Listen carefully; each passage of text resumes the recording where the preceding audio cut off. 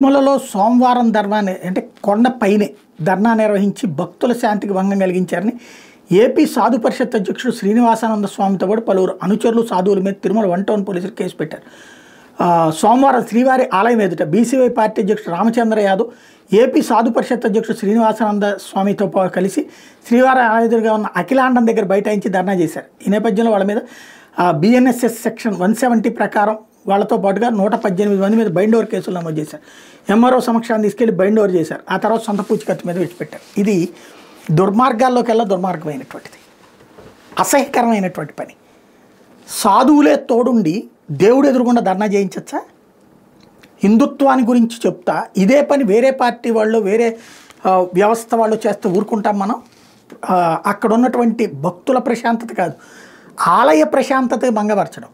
ఆలయంలోకి వెళ్ళే భక్తుడు అక్కడ ఆందోళనలు చూడాలని కోరుకోడు, తన దర్శనం ప్రశాంతంగా చూడాలని కోరుకుంటాడు, జరగాలని కోరుకుంటాడు. అక్కడ ఒక యాజిటేటివ్ మూమెంట్ అనేది కరెక్టేనా? అందులో ఒక రాజకీయ పార్టీ ఆ కార్యక్రమాన్ని నిర్వహిస్తుంటే సాధు సంతుల తరపు నుంచి ఈయనెళ్ళి అక్కడ కూర్చోవడం ఏంటి, స్వామీజీ వెళ్ళి కూర్చోవడం ఏంటి? పైకి అట్లా ఎలౌడా?